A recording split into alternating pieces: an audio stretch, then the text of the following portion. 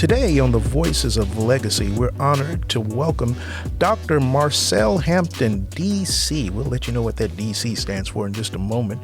Toledo native chiropractor, mother, worship leader, and trailblazer in healthcare and ministry.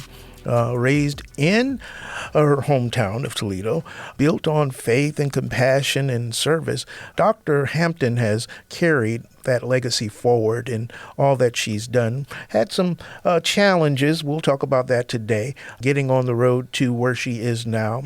Dr. Hampton, good morning. Good morning. Tell us a little bit more about yourself. Well, yes, the DC stands for chiropractic, Doctor of Chiropractic. And so, yes, I am a chiropractor. As of right now, I am currently the only African-American chiropractor in the region in Northwest Ohio. Mm-hmm. I do have a private practice, and it's located inside of my church at 5612 West Bancroft. And yes, I'm a mother. Now, that's interesting all by itself. So you have a chiropractic office inside of a church. Mm-hmm. So you can get healed, get saved, get slain in the spirit, put the sheet over you, and then you can go ahead and work out that back.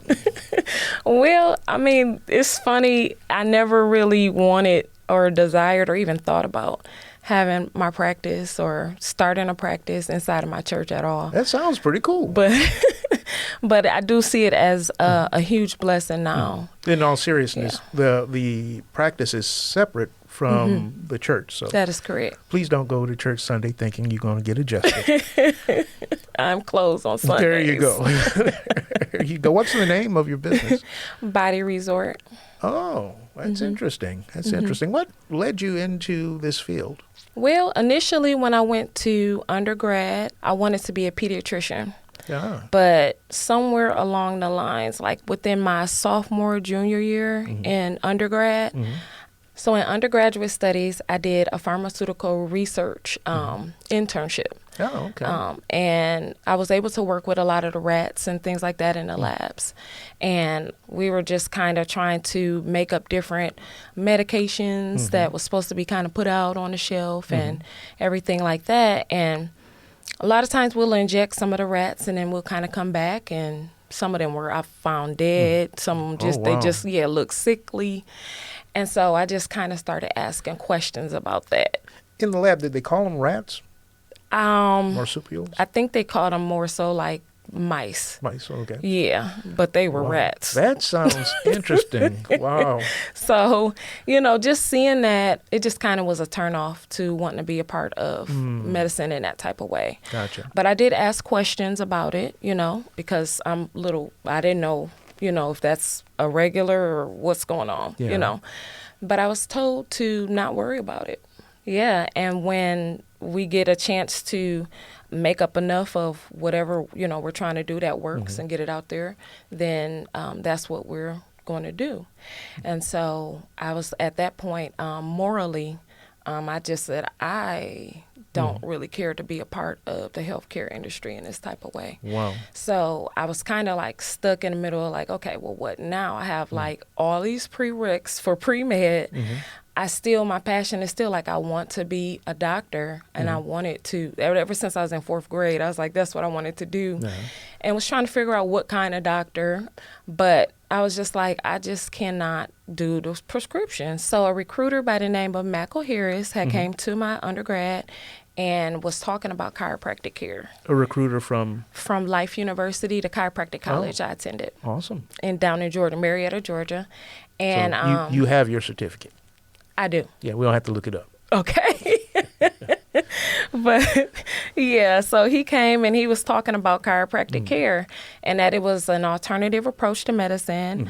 They're doctors of your nervous system, which is your brain and your spinal cord. And I'm like, okay, like that's different, because usually when you think about chiropractic, I'm like, oh, just cracking people's backs, and if you're in a car accident, that's the only time you will go. And no, he was like, no, that's not, what it is. There's a lot more to it. Wow. And so he introduced me to different chiropractors and allowed me to shadow their offices, and I just completely fell in love with chiropractic. So every office was different. Different experience than what you Yes. did with the mice, the mice. That's right.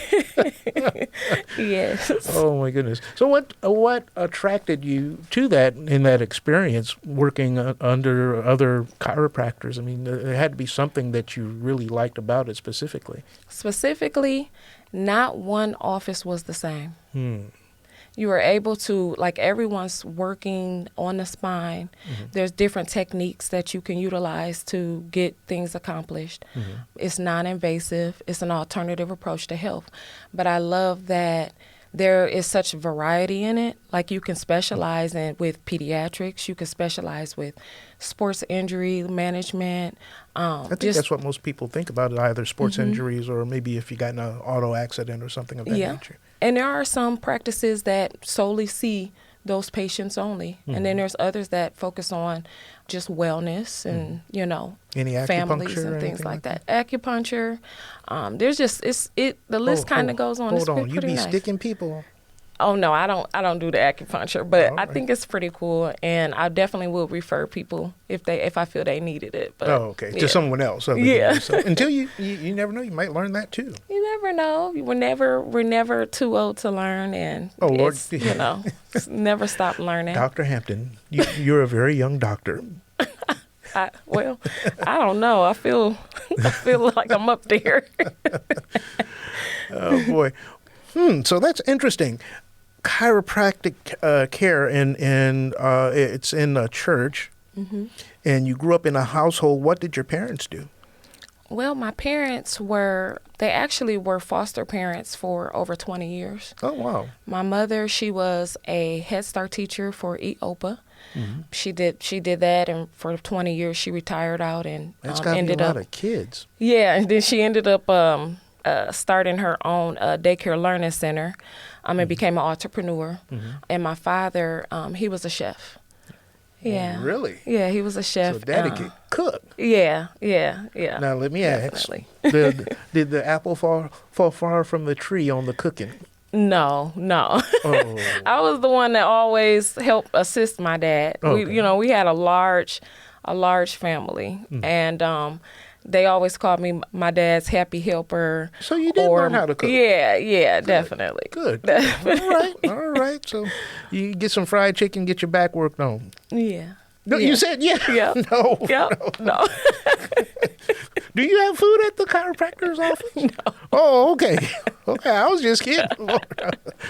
Oh my goodness, man. So that had to be experience too. So your parents had service type of spirit, I guess, that kind of interjected maybe into you, that caused you to want to help people as well. Well, yeah. I think when I was trying to figure out, like, okay, well, what kind of doctor I want to be, that's what I think I kind of want to do the pediatrics, because my mom and my dad, That's a calling. it was all, kids. Yeah. But also, too, they ended up adopting 7 children. Oh, so you got Yeah. some brothers and sisters out of the foster care. Yeah, so really it's 4 of us, biologically 4 of us. I have 2 older brothers, I have an older sister, and then it's myself. I'm the baby of the family. Oh. But I have 7 adopted siblings from 3 different families Oh my goodness. under me. That They is a big, fostered over 125 kids. that's a big family. You all Yeah. still keep in contact Yeah, for the most part? Mm-hmm. That's good. yeah. With all the ones that were adopted, yes. Now, Yeah. all the ones fostered, Fostered, yeah. no, I can't. Yeah. But it's been a large community. So how do you think, as we kind of mentioned it, how did that experience affect you? Positively, negatively? I think both, okay? On a positive tip, I'll say it showed me that that it's always better to give than to receive. Like, to really stand on that principle. Yeah. And that when you do to the least of, the little ones, you've done it unto the Lord. And only what you do for Christ will last. So those things were substantial. And I could see the fruit of my parents' labor with that. Reverend Doctor about to preach. But that I would say is definitely so in that experience most of the time. Now, I know I've never done the foster care thing, but I've dealt with a lot of people that have, and it can be challenging as well. Excessively. Yeah. It was a lot, it taught me how to, share. There's never a moment where it's just about yourself. Yeah.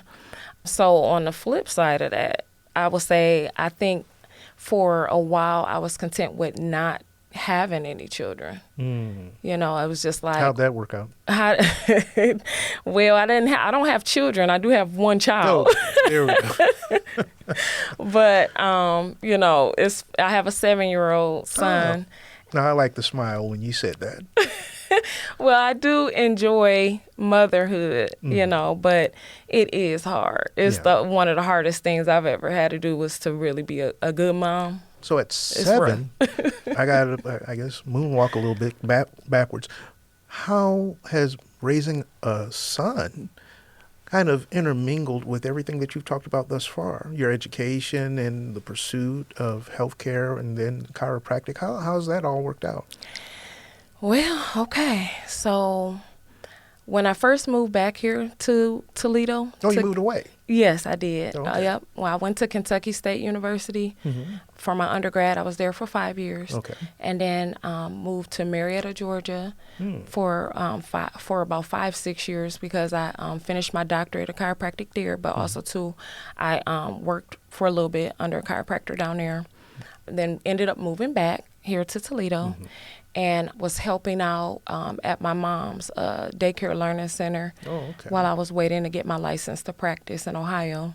Within that course of time, my father had ended up getting cancer and he passed within that time as well.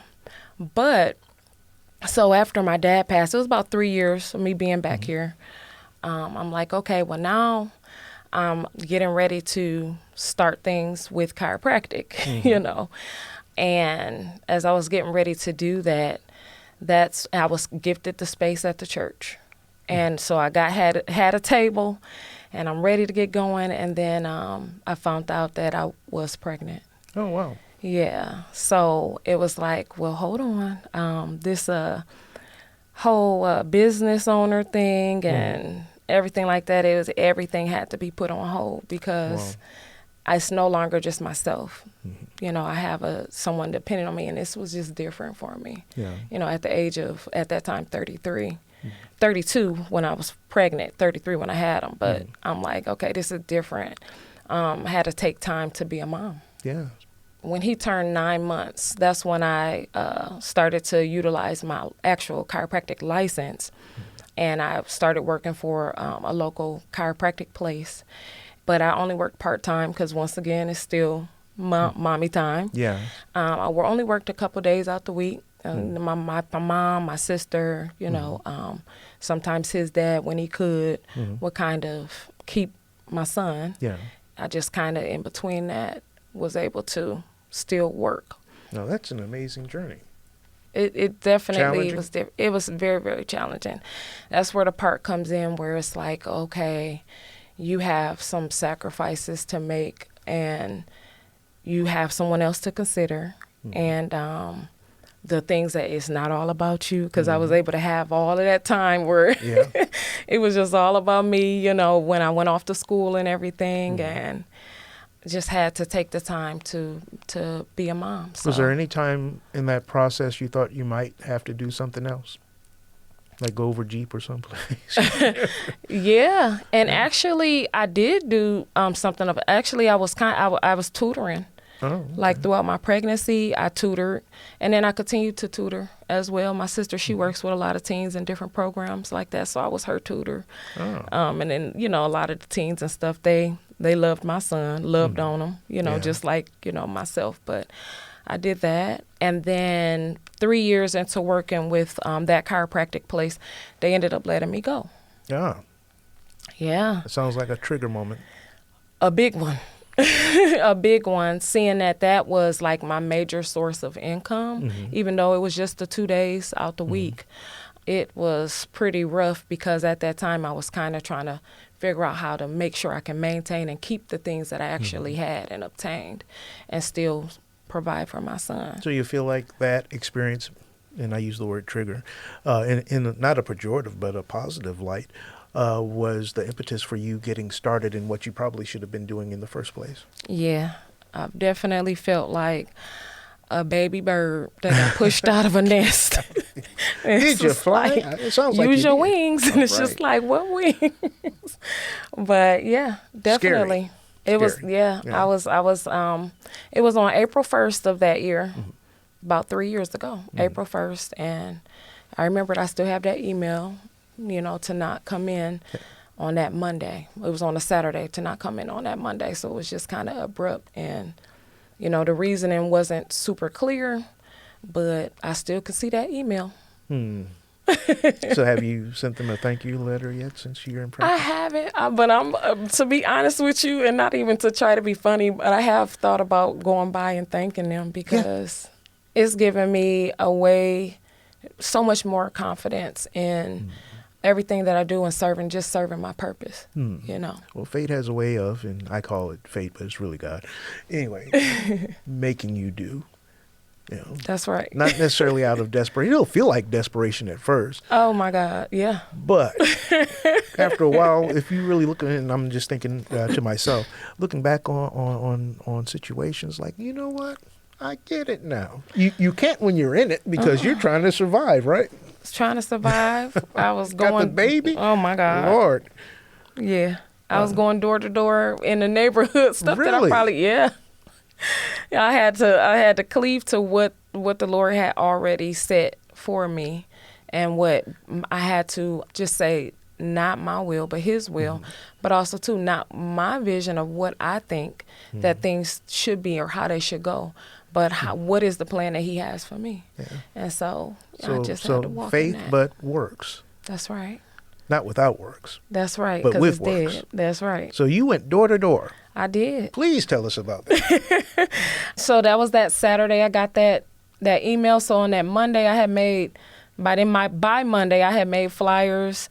I had, so I went door to door within the neighborhood of the church. What? Yeah. Okay, hold on.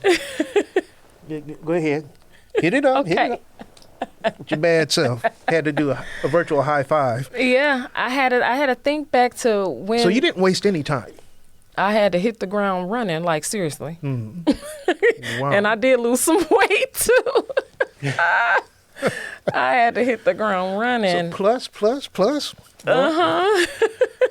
But yeah, just letting people know that where I was at. It was just funny because a lot of the neighbors was like, "Oh, I didn't even know." Like, That's true. There's nothing. You're at the church. Like literally, that's in my backyard. Like I would have never thought. And I'm just like, well, yeah, and you can come by and what type of insurance do you have and things like that. And That's true, because in this profession, you have continuous business, usually from the same clientele. Yes. yes, yeah. Wow. I have patients that I've been seeing, even from the other chiropractic place. They came and found me. Oh, wow. So I have patients that I've been seeing for at least about 8 years now, That's 6, 7, amazing. 8 years. Yeah. Wow. So how's it And their feel? kid, and if they've had kids, they got their kids in there. But yeah. Well, how keeps does it feel going. to come from that place of almost desperation and then unknowing Yeah. to a place now of almost breathing? Oh my God, it feels great. At that point, back then, the best way I can put it, back then I felt like my head was under the water and I was breathing through a straw. Oh my goodness. But today I feel like, okay, I'm still in the water, but at least my head is out, and I can, oh man. Yeah. Oh my God. What other things do you do? Other things Are you that active in the church? I'm sorry. I am. I'm active in my church. I am an ordained deaconess at my church. I still do some tutoring and things like that. I'm not with like an official organization. And just being a mom. I also speak. I do speak at different schools for like their career days. Yeah, I just not too long ago this school year was able to do a couple of career days, couple of appreciations for teachers. Well, I'm the chaplain of the Buffalo Soldiers, so we're going to have to kidnap you for at least a few of those. Okay. We go over to LP Stewart a lot, and prayerfully they stay open. But yeah, that'd be great. Yeah, that'd be great. Because definitely. the story is amazing. It really is. And it's not even over yet. Yeah. I think you this is could true. relate to people because, and you don't look too much older than the young ladies at the school. Well, I'm 40, so. Well, no, I wasn't going to say all that. Oh, okay. But since you said it, you look like you're about 25, 22, something Well, like that. thank you. Thank you. There's no cracking. That's no the cracking. Lord. That's the Lord. Yeah, some of y'all going to get that later. No cracking here. But thank God for that. And you sing. Yes, I do. Oh, Lord. I actually went to Kentucky State University on scholarship with to sing with the Choir? the concert choir Wow. at K-State. So that helped pay for my undergraduate studies. Let me as correct well. myself. So you can't sing, you can sing. A little bit. Now, anybody that says a little bit and geez, that hard, we know that you can't sing. We're going to have to get you to sing. Do you have anything recorded? Nothing recorded, but I come from a musically inclined family. Your parents? My mother, she sings. Her father was Clifford Murphy. Okay. He was a they called him a jazz legend in Toledo, Ohio. He was a bass player, but he had about 7 other siblings, and they all either you can sing or you play instruments. Like we could have a whole marching band. Wow. Wow. Yeah, so it's definitely there. My sister sings. My brothers, they play instruments and sing, and yeah. So Well, maybe you guys might have a project in the works someplace down the line. yeah, in the Lord's house. Okay. Well, That's where we meet. Can't be shamed. But no, it was funny. My grandfather, with him being passed now, I still remember him, having the Murphy's Place downtown, the jazz club, and it was funny when I became of age. Me and my sister, we was trying to play. We were playing around, but kind of serious. We were like, hey, we called him Big Daddy. Oh. So we were like, Big Daddy, when you gonna let us come and come on down and sing? And he said, y'all not coming down here. He said, yo, you gonna sing at church and that's it. All And right. he was serious about it. It was like you can't do that. Not here. Wow. Stay in church. Wow. Well, that's good advice. Yeah. So although when I talk to a lot of people, they have great stories about my grandfather and awesome memories, but I did not get a chance to really experience much of that because Wow. he was just like going home. Wow.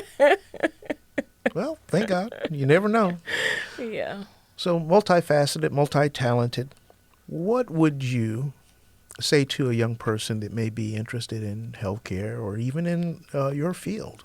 I would say that even though you may set out to do, set your mind to do one thing, if you have some things that take you off that path, just consider those as detours and just get back on the path. And so it's not about how quick you can get to it, but it's just about you finishing. Well, in so your just case, kind of having that tunnel vision. More of a detour. It was just a redirection. Yeah. 'Cause you Nice. didn't end up doing exactly what you wanted to, No, but you end up doing exactly what you're supposed to. that's right. Yeah, seemingly. right. Seemingly. Speaking for you. So the question of the day, with all that you've experienced thus far, what do you think your legacy is, and what would you like for it to be? Ooh, And that's when's a the good book coming question. out? That is a good question. I would say my legacy is just I love to speak on my own little personal analogy of just gathering tools. Like everything that you go through and every situation experience, childhood, whatever the case, even just where you're at in life, there are tools there for you to use, and just put them in your tool bag. Don't dismiss them. You can always, take time to utilize them. You just never know what situation you'll be in, and you can always pull from that. So I don't know. People can call me the tool bag lady if you want to. Just something just another thought to leave behind would be maintain tunnel vision. Just, stay focused. no matter what. Yeah, no matter what. Yeah. Your success is fitted and tailored to you. And there's no one else that can do it better than you can. what you're set out to do. So it's best for you to focus in on what your purpose is and to do it full-fledged, wholeheartedly, and be the best that you can be in it. I'm going to have to borrow the tool bag analogy. Yeah. Yes. Sounds like a sermon. You be preaching. No. You sound like you right on the edge. I love to pray. No, I'll leave that to my oldest brother. He's my pastor. Oh, okay. All right. Well, it is in the family then. Yeah. All right. That sounds like an awesome legacy, and I think you're in the middle of, and you're still not going back to the book, but in the middle of the book of your life. Yeah, it seems that way. Yeah. Well, thank you so much, Dr. Hampton, for joining us for the Voices of Legacy and sharing your story. I think it's going to be an inspiration for many that may be going through, don't know how it's going to turn out, but you're building your tool bag for what's really for you in the future. Thank you. And thank you for listening to the Voices of Legacy, where you're writing your legacy every day that you live. Remember to be kind to someone.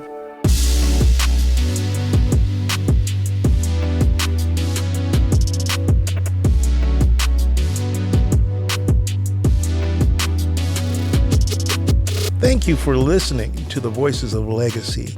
This is your friend, Pastor Carl Mitchell III, your host of this program. We want you to go to wgte.org/legacy to like, share, subscribe, and hear all of our past podcasts and our future podcasts. Be a friend and join with us in the Voices of Legacy, where you're writing your own legacy every day that you live. Have a blessed day.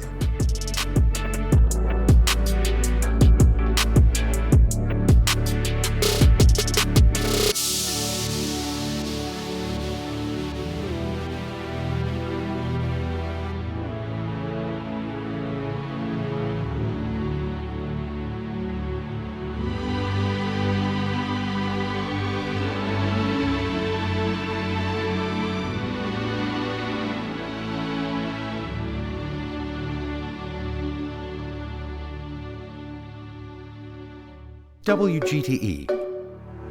Voices around us.